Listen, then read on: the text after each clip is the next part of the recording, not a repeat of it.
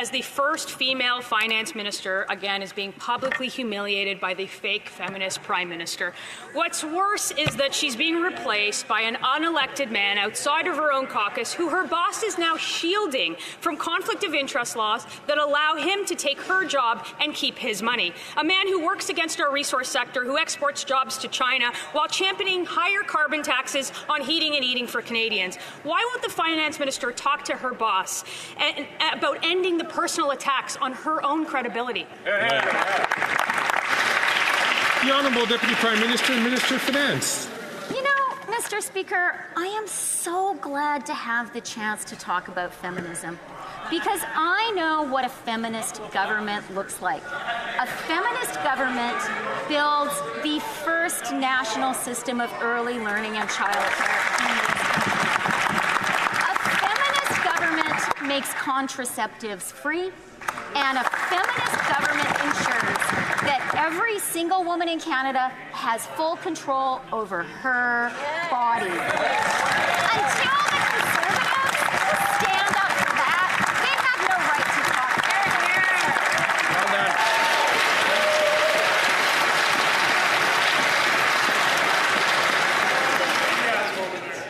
The Honourable Member from Thornhill.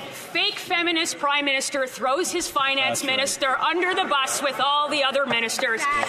The real record of this finance minister is record smashing 1 million people visiting a food bank in her province. In Ontario, 1 in 4 Canadians living in poverty. Canadians now spend more in taxes than they do on housing, on food, and on clothes combined. No wonder they're putting the training wheels back on for her. She can tell that to the Prime Minister. The Honourable Deputy Prime Minister and Minister of Finance. Mr. Speaker, I've stood up to Trump, and I have stood up to Putin. Juvenile, playground insults from the wannabe, MAGA, maple syrup conservatives do not frighten me at all. But what I think is really interesting is that they don't actually want to talk about the economy. And that's because good economic news for Canadians is bad news for them. How pathetic that they put their own partisan interest first.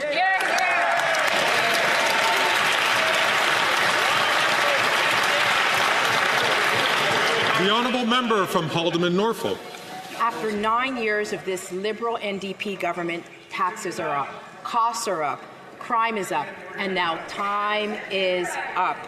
This self-proclaimed feminist Prime Minister has repeatedly shoved aside strong women who have stood up to him. Now the Prime Minister is replacing the first ever female finance minister with an unelected Mark Carbon Tax Carney. Why is this finance minister allowing herself to be publicly humiliated in this manner? The Honourable Minister. Mr. Speaker, it is a bit rich to hear the member of the Conservative Party pretend to care about feminism when their own leader was using misogynistic hashtags on their videos to attract men who hate women. Mr. Speaker, it was anything but feminist when they bring forward backdoor legislation to ban abortion and to take away women's right to choose their own rights, Mr. Speaker. Or when they all voted against increased funding to combat gender-based violence or to support survivors. Mr. Speaker, their leader doesn't care about women or equality. He only cares about himself.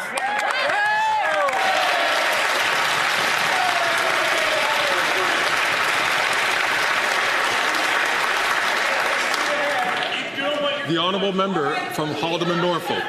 Mr. Speaker, it's so sad. They're not even allowing the finance minister to answer because they all... Order! Order! The Honourable Member from Haldimand Norfolk, from the top, please. From the top? Mr. Speaker, they're not even allowing the finance minister to answer her own questions because they all know that the carbon tax is a failure. Canadians are suffering. There are over 1,800 homeless encampments in Ontario alone. 26% of Canadians are saying that they are considering leaving the country because it is too expensive. A single mother in Kingston reported paying 100% of her income in rent. Will this finance minister admit that the Prime Minister has lost confidence in her and Canadians have lost confidence in this government? The Honourable Leader of the Government in the House of Commons. Thank you, Mr. Speaker. Mr. Speaker, the Conservatives keep talking about women, but they don't support policies that support women. Right. Why are they against affordable childcare? If they care about that single mother, they should be supporting affordable childcare. Mr. Speaker, if they care about women's economic freedom, they should be supporting childcare. If they care about women's rights, they should be supporting a woman's right to choose. The real fake feminists, Mr. Speaker, are the people who sit on that side of the aisle. Right.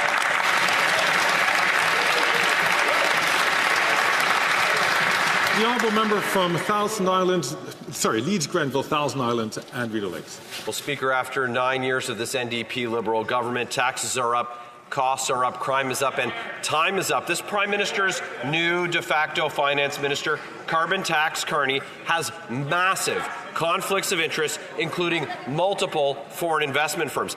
Canadians don't know how much he personally stands to profit from the advice that he's giving to the Prime Minister. It's more blatant corruption from this NDP Liberal government. So will the Prime Minister simply have Carbon Tax Carney sworn in as a public office holder so that the full extent of Canada's disclosure laws apply to him too? The Honourable Deputy Prime Minister and Minister of Finance. Mr. Speaker, unlike the Conservatives, we do believe in listening to experts from across the country. But let's talk about where the Conservatives get their ideas. The Conservative leader gets his advice on helping Canadians with their grocery bills from a Loblaws lobbyist. He gets his advice on Ukraine from Elon Musk and from Tucker Carlson. And he has courted the support of misogynists and cozied up to the far right. Those are the advisors Canadians should be really concerned about. The honourable member from Regina Capel has stood in this place and understands the importance of calling members to order so that those who do have the floor have the opportunity to address the House. The honourable member from Leeds Grenville, Thousand Islands and Rideau Lakes. It's absolutely absurd to hear the finance minister give anyone lessons about who they're taking advice from. Arch-liberal elitist Mark Carney. This guy has more conflicts than the twice guilty and convicted Prime Minister of their party. And they're letting Carbon Tax Carney keep all the money and all the power by covering up his massive conflicts of interest while giving away that finance minister's job. He makes millions from foreign investment firms, and now he's advising the Prime Minister. So why is the Prime Minister letting Carbon Tax Carney keep the money and the power and serving as the real finance minister? The Honourable Leader of the Government in the House of Commons. Mr. Speaker, it's absolutely shameful what the Conservatives are doing. When there is a Canadian who doesn't agree with their vision for Canada, what do? Attack them.